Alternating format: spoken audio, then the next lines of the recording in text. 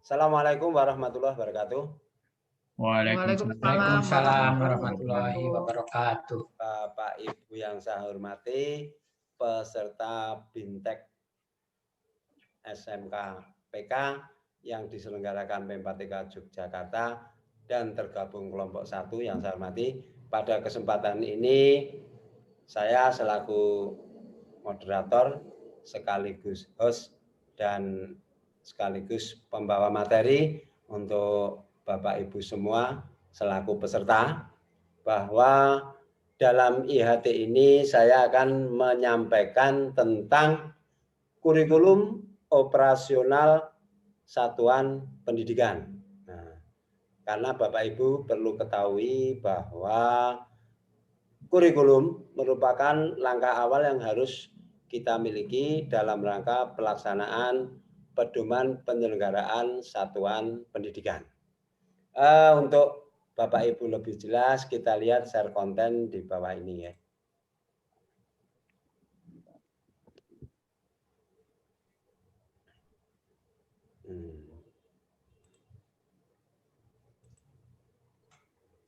Nah, mungkin Bapak Ibu bisa lihat, bisa dilihat share screen-nya? Bapak Ibu? Belum, Pak. belum kelihatan. Belum. Nah, sudah. Sudah, bagus ya. Bagus. Oke, Bapak Ibu. Ini in-house training kita. Ini katakanlah SMK yang ditulis di SMK Negeri 1 Klego Boyolali.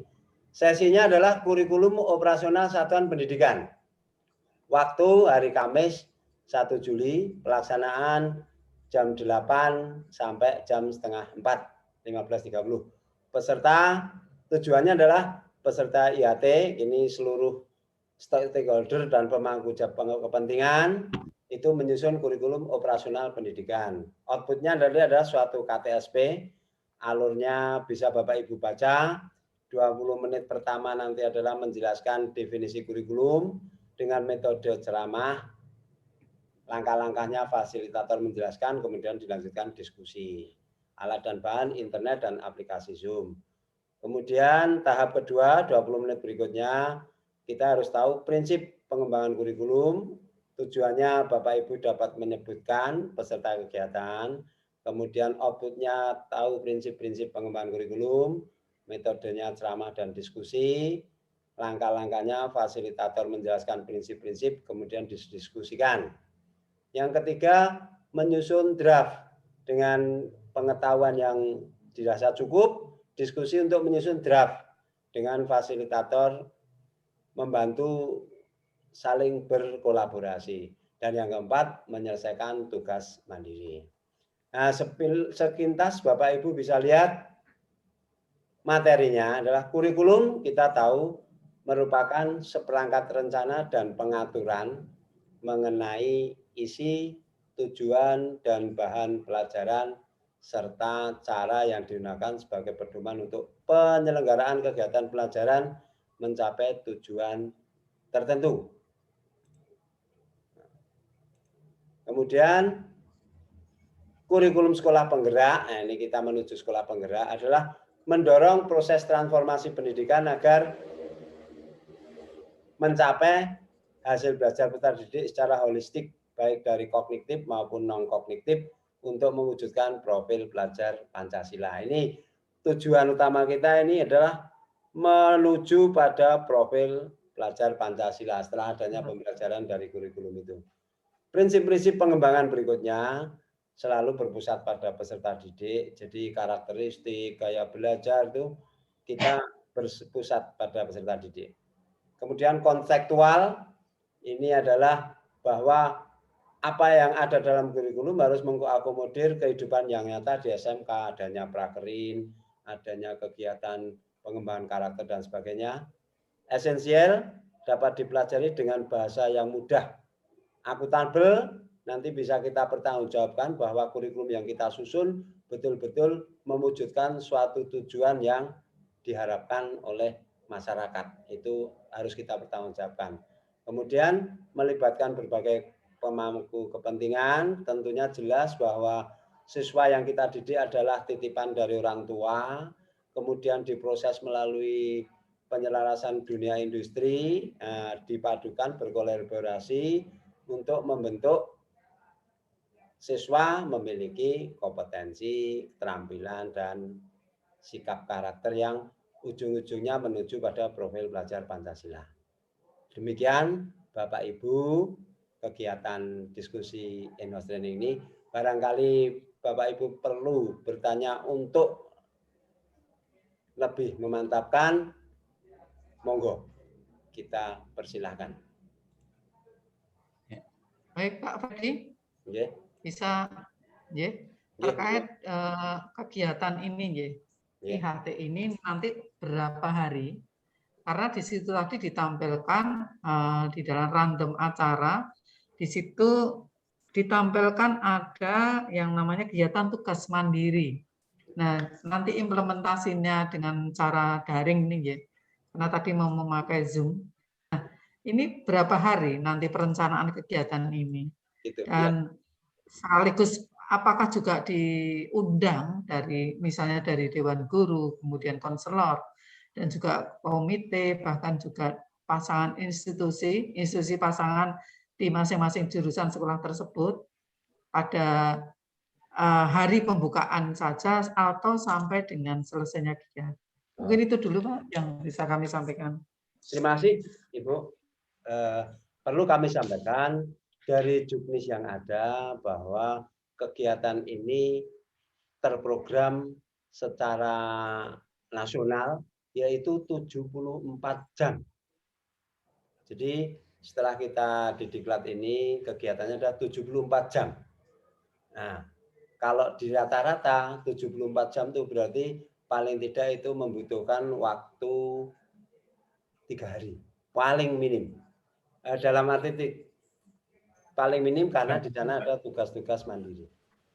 Nah, 2 hari pertemuan, 1 mandiri atau 3 hari kegiatan di sana dijelaskan 24 jam kalau 74 jam. Boleh daring, boleh luring. Melihat situasi. Ya, boleh daring, boleh luring. Nah, kemudian itu secara nyatanya, secara juknis. Jadi ada 74 dengan kebijakan, kurikulum dan sebagainya, pokoknya jumlah total 74. Nanti kalau kita betul-betul melaksanakan penerapan di sekolah yang tidak mendapatkan diklat ini, kan tugas kita nanti menyampaikan ke sekolah-sekolah yang tidak mengikuti diklat ini. Nah, karena ini kurikulum kemerdekaan, kurikulum baru untuk kelas sekolah PK nanti disalurkan pada yang lain. Ini sudah ditata 74. Nah, sedangkan untuk kegiatan tugas ini kita seakan-akan memotong satu bagian yang seakan-akan sudah representatif terhadap kegiatan 74 jam tadi. Nah, salah satu bagian ini yang kami ambil adalah kurikulum operasional satuan pendidikan. Begitu Bu Tis, mungkin bisa. Terima kasih Pak Freddy. Mungkin yang lain Bapak, monggo. Ya Pak Freddy. Nah. Monggo Pak Suratman dulu. Pak Suratman dulu ya. Terima kasih Pak. Apa yang dipaparkan Pak Freddy sangat bagus sekali, itu untuk ditindaklanjuti nanti di sekolah Bapak masing-masing ya di PK. Saya hanya ingin satu komitmen dari Bapak Ibu, kira-kira nanti sebagai narasumber itu ya, karena kan melibatkan ini. Kira-kira narasumbernya itu dari unsur siapa saja, Pak? Kemudian guru-guru yang diundang itu apakah semua, apakah sebagian di sekolah itu virtual atau ada sebagian secara luring gitu. Nah, itu nanti metode di sekolahnya. Terima kasih Pak Freddy, sangat bagus apa yang direncanakan. Terima kasih Pak Suratman. Tadi baru secara global, mungkin penjelasan ini lebih mantap lagi di tingkat masing-masing. Begini Bapak, yang diundang seakan-akan nanti kita itu menjadi mentor menyelenggarakan IHT di suatu sekolah yang bukan PK katakanlah. Nah, di sana nanti diadakan IHT 74 jam. Kemudian terserah sekolah yang mau ketempatan yang dia diadakan IHT itu entah mau luring, entah mau daring, monggo. Tergantung kesepakatan. Karena di juknis memang silahkan, karena dengan kondisi. Yang penting kalau luring dengan protokol yang ketat. Kemudian siapa yang diundang? Yang diundang pemangku kepentingan di sekolah yang akan menyusun kurikulum operasional. Kita di sini memfasilitasi di kegiatan IHT itu. Termasuk di sekolah kita juga kita memfasilitasi. Ini seakan-akan kita jadi utusan dari Direktorat Vokasi di bidang kurikulum, nanti kita menyebarkan. Jadi luring, modal daringnya bisa luring, bisa daring, kemudian pemangku kepentingannya terserah sekolah dalam rangka penyusunan kurikulum siapa yang diundang. Begitu Pak Ratman. Ya, Pak. Terima kasih Pak. Menambahkan Pak Freddy, ini penyelenggaranya nanti kita bentuk tim dalam bentuk tim pengembang kurikulum atau memang berdiri sendiri dalam bentuk kepanitiaan baru gitu. Oh gitu. Ngaten Bapak nggih. Nggih. Sampun ngaten Bapak. Nggih. Ini Bapak, kita kalau dalam juknis itu membentuk kepanitiaan. Artinya, misalkan kita ditugasi sekolah yang bukan PK, sekolah X. Nah, berarti kita memfasilitasi, silahkan dibentuk kegiatan IHT ini, melibatkan tim kurikulum, bla bla bla bla bla gitu. Kemudian ini materi kegiatan kurikulum ada 74 jam tadi. Lah, kita di dalamnya memfasilitasi, Pak. Jadi ibarat urusannya sekolah, kita hanya kepanjang tangannya sekolah yang akan kita fasilitasi dalam rangka kegiatan IHT PK yang notabene besarnya 74 jam. Nah, kita simulasi ini hanya bagian dari. Jadi seakan-akan kalau kita dalam satu sekolah ini seakan-akan saya kepala sekolahnya termasuk fasilitator, panjenengan tim dalam satu. Kalau panjenengan dianggap sekolah lain, saya menunjuk sekolah lain itu silahkan dibentuk tim lah. Jadi prinsipnya ini Pak, prinsipnya kita itu ini memfasilitasi, semua kita serahkan, susunlah panitia kegiatan IHT, nanti disiapkan laporan, ini kita yang minta, karena kita disuruh membuat laporan, nanti kita mengawali proses, nah, kemudian proses kita kawal, laporannya suruh buat kita minta. Nah, jadi kita yang melaporkan ke sana. Kalau di juknis saya lihat begitu. Kalau ini bagian dari menyampaikan. Ngerti Pak? Jadi sekolah yang akan mengadakan IHT itu didorong. Permasalahannya gini Pak. Monggo. Permasalahannya gini Pak, seperti untuk penyusunan EKTFC kemarin, itu kan juknis utamanya adalah terbentuknya tim pengembang kurikulum. Jadi yang menyelenggarakan itu adalah tim pengembang kurikulum. Oke, tim pengembang. Nanti juga sama Pak. Di misalnya kita ke sekolah X tadi. Sekolah X kan membentuk tim kurikulum Pak, karena kan sebenarnya bukan kurikulum, sebenarnya bukan tim kurikulum Pak.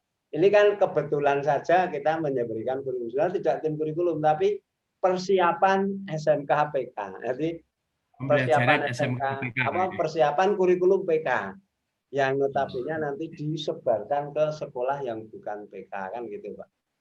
Jadi tetap kita yang menyelenggarakan kita ini lewat bantuan seluruh sekolah yang ada, kita memfasilitasi itu. Terus laporan ya kita minta, kita yang melaporkan. Nih direktorat saya ditugasi menyelenggarakan kegiatan kurikulum SMK PK di sekolah X yang belum PK. Ini kegiatannya, ini laporannya kita. Bukan sekolahnya itu yang melaporkan ke sana, tapi sekolah itu melaporkan ke kita. Yang saya lihat begitu. Yang saya lihat di sini.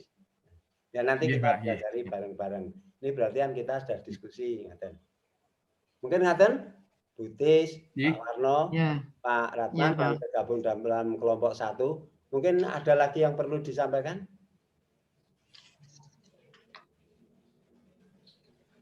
terkait sebelum nanti diakhiri bahwa kegiatan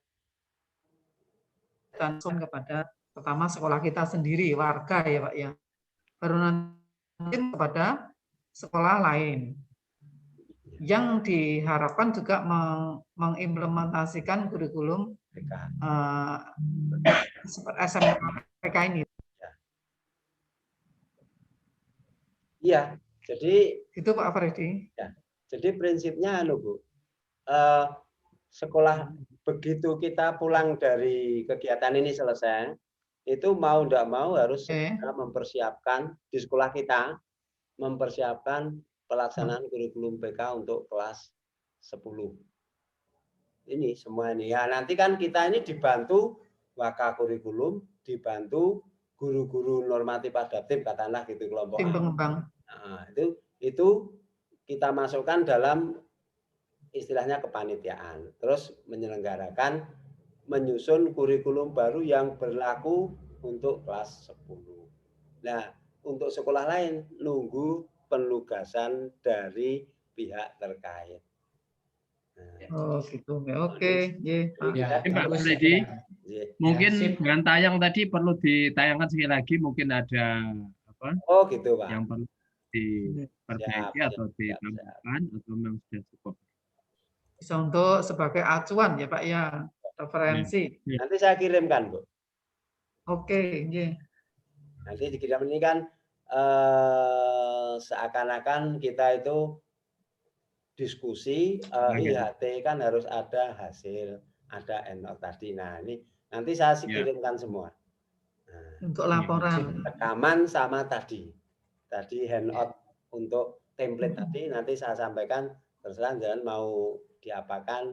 Intinya apa yang saya sampaikan ini adalah hasil diskusi kita. Hasil ini nanti kan kita upload tugas yang terakhir itu tuh Pak. Bisa mewakili rekamannya dengan mencoba juga boleh, monggo silahkan tinggal seperti tadi. Nah ngaten Bu, ini intinya kita kelompok ya pendengar saja sudah terjadi dialog tadi. Ngaten ya.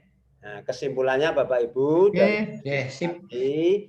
bahwa kegiatan IHT kita ini bagian dari kegiatan IHT yang sebenarnya nanti di sekolah kita masing-masing, hanya ini merupakan suatu bagian kecil implementasinya.